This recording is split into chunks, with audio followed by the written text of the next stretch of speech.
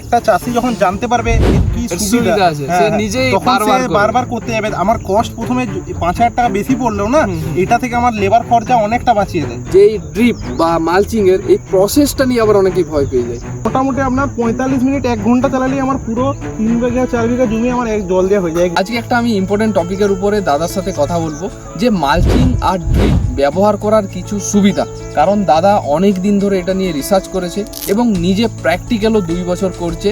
তো 2 বছরের experience plus পড়াশোনা সমস্ত কিছু নিয়ে আমরা জানবো এই মালচিংয়ের যে কাজটা কি বা ড্রিপের কাজটা কি, বা এটা ব্যবহার করা উচিত না উচিত নয়, সমস্ত ভালো দিক খারাপ দিক সব কিছু তুলে ধরবো।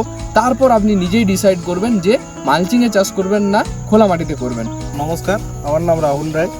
তো আজ আমি বলতে চলেছি মালচিংয়ের আমাদের ফায়দাটা কি কি।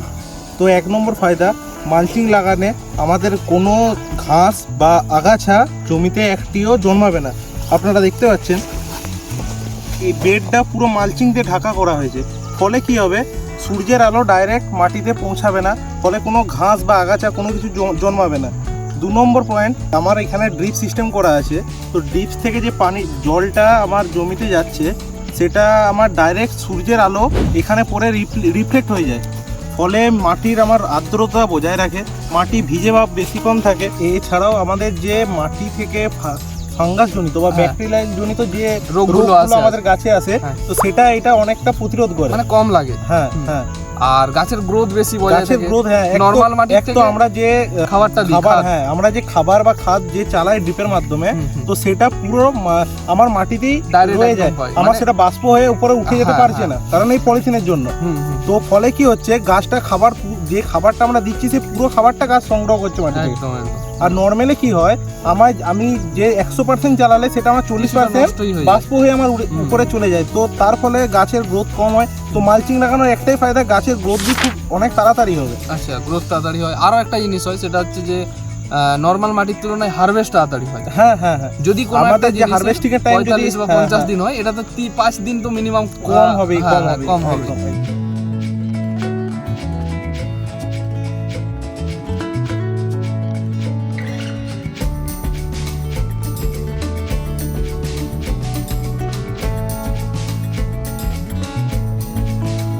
আমাদের সত্যি কথা বলতে কি, আমাদের মেদিনীপুর ডিস্ট্রিক্ট হোক বা বাঁকুড়া ডিস্ট্রিক্ট হোক, এখনো কিন্তু এই মালচিং এর প্রচলনটা তেমন একটা আসেনি।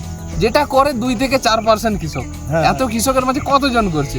খুব কম। ওটা একটা চাষি যখন জানতে পারবে এর কি সুবিধা আছে সে নিজেই বারবার করতে যাবে। আমার কস্ট প্রথমে 5,000 টাকা বেশি পড়লেও না, এটা থেকে আমার লেবার খরচা অনেকটা বাঁচিয়ে দেয়। এত বড় জমিতে আমাকে ঘাস আগাছা পরিষ্কার করতে করতে মোটামুটি প্রচুর লেবার কস্ট লেগে যায়। তো সেই লেবার কস্টের হাফ পয়সা যদি আমি প্রথমেই লাগিয়ে দিই, তো আমার লেবার কস্ট বেঁচে যায়।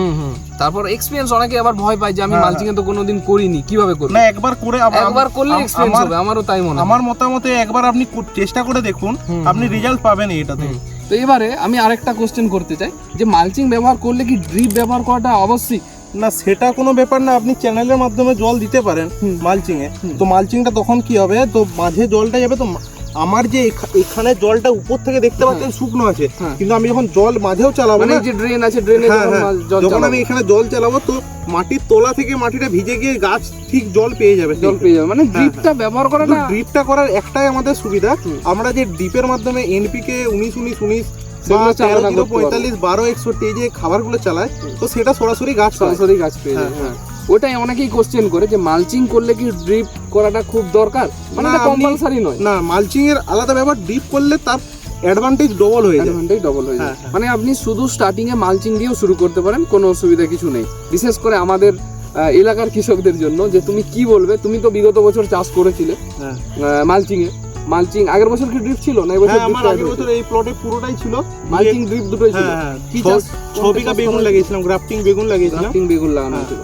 তো বেগুন ছাড়া আর কি কি চাষ করা হয়েছে মালচিং এ? বেগুন ছাড়া আমি লঙ্কা চাষ করেছি। এই বছর করতে চলেছি আমি বেগুন, টমেটো, লঙ্কা, বাঁধাকপি সবকিছু করতে চলেছি। এই বছরে যে প্রজেক্টটা, ওটা তো বড় একটা প্রজেক্ট হচ্ছে, সেটার ভিডিও আমরা অলরেডি ছাড়বো ইউটিউবে।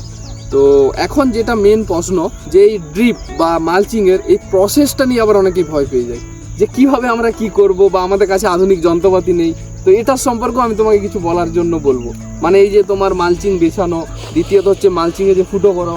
আমরা এই ফুটোগুলো করেছি কোনো যন্ত্র নিয়ে না, আমরা একটা জোগাড় লাগিয়ে করেছি।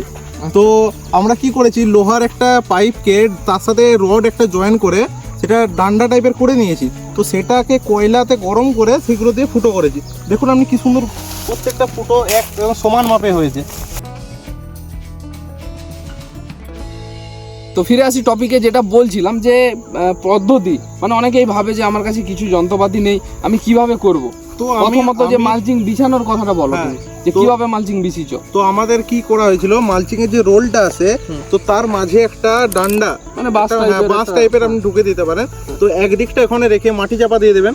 তো আপনি আস্তে আস্তে সেটাকে টানতে টানতে নিয়ে যান, পুরো শেষ মাথা পর্যন্ত নিয়ে গিয়ে মোটামুটি আপনি একটা কাট লাগালেই মোটামুটি 20 ফিট 25 ফিট নিয়ে যান।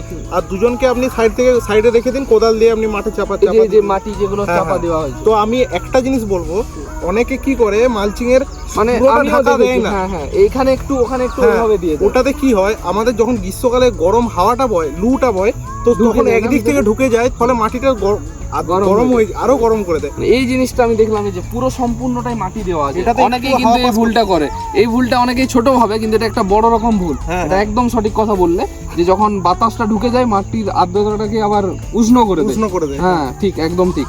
আর দ্বিতীয়ত হচ্ছে যে ড্রিপের কথাটা তুমি বলো, যে ড্রিপটা কিভাবে বিছিয়েছো। ড্রিপটা তো আমার এখানে দেখতে পাচ্ছেন, তো আমার ওখানে সাবমার্সিবল করা আছে, তো ওখান থেকে পাইপলাইন এসে এই যে এখানে এইগুলোর মাধ্যমে মিডিলে করা আছে না, মিডিলে পাইপলাইন এসছে। তো সেখান থেকে দুদিকের ড্রিপের যে এই যে পাইপ হয়, এই দুটো সাইডে না, এগুলো ড্রিপের পাইপ চলে গেছে।